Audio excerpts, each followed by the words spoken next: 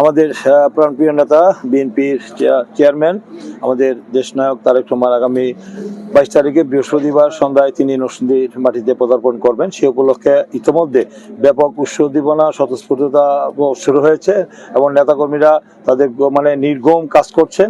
আমি আশাবাদী যে আমাদের এই নেতাকে দেখার জন্য, তার বক্তব্য শোনার জন্য ইতিমধ্যে আমাদের নেতাকর্মীদের মধ্যে যে আমাদের প্রস্তুতি নিচ্ছি, সেই প্রস্তুতি মিটিংয়ে যে পরিমাণ লোকের উপস্থিতি হচ্ছে এবং তারা যেভাবে প্রচার চালাচ্ছে, আমার মনে হয় যে স্মরণকালে সর্ববৃহৎ একটা স্মরণীয় একটা সমাবেশ হবে, যে সমাবেশ একটা ইতিহাস হয়ে থাকবে। কিউব হোল্ডিংসের গল্পে সেই রেখাটি আঁকা হয়েছিল আজ থেকে 1 যুগ আগে। নকশাই আমাদের ভাষা।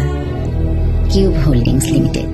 এবং আমাদের এই নেতার আগমন, তিনি দীর্ঘ 17 বছর দেশে বাইরে ছিলেন। তিনি দীর্ঘ 17 বছর দেশে বাইরে প্রবাসে থেকে তিনি দেশের জনগণকে ঐক্যবদ্ধ করেছেন, উজ্জীবিত করেছেন ফেসিবাদ এবং আমাদের অবৈধ অসাংবিধানিক অগণতান্ত্রিক সরকারের বিরুদ্ধে, দানবীয় সরকারের বিরুদ্ধে তার যে ভূমিকা, তার যে আপসীন ভূমিকা উনি রেখেছেন। তিনি এই আসবেন নরসিংদীতে। নরসিংদীর তার নির্দেশে অতীতে কিন্তু আমাদের দলের নেতাকর্মীরা ব্যাপকভাবে আন্দোলন সংগ্রাম করেছে। তারা মিছিল মিটিং শুধু না, আমরা দেখেছেন যে বাংলাদেশের যে কয়টি জেলায় আন্দোলন হয়েছে তার থেকে আমাদের জেলাতে সবচেয়ে বড় আন্দোলন হয়েছে, জেলভাঙ্গা হয়েছে এবং আমাদের এখানে 26 জন আমাদের শহীদ হয়েছে জুলাই অগাস্টের আন্দোলনের মধ্য দিয়ে। সেখানে আমাদের দীর্ঘ 16 বছর আন্দোলনের আমাদের অনেক নেতাকর্মী কারারুদ্ধ হয়েছে, তারা মামলায় শিকার হয়েছে, জেলে কারারুদ্ধ ছিল, নির্যাতিত অত্যাচারিত হয়েছে, গুম হয়েছে।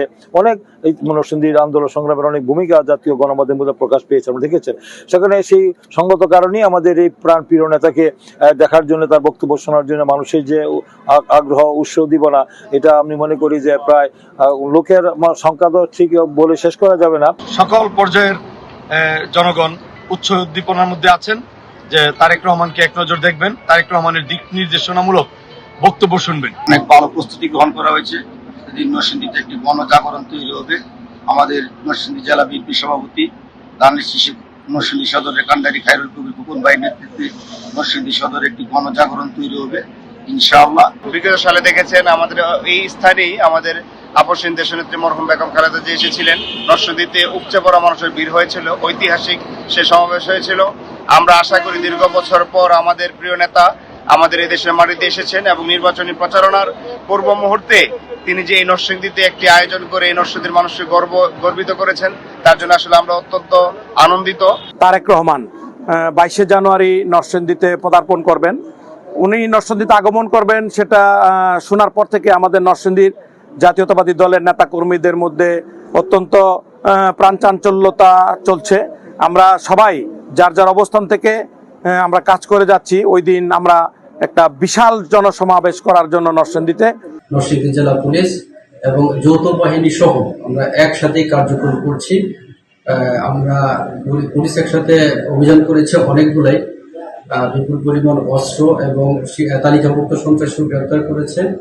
অ্যাজ ওয়েল এজ আমরা যৌথ বাহিনীর অভিযান পরিচালনা করছি। সেই অভিযানেও আমাদের যথেষ্ট সাফল্য আছে, অর্জন আছে। আর সামনে যে কোনো ধরনের পরিস্থিতি নিয়ন্ত্রণ করার জন্য আমরা প্রস্তুত আছি।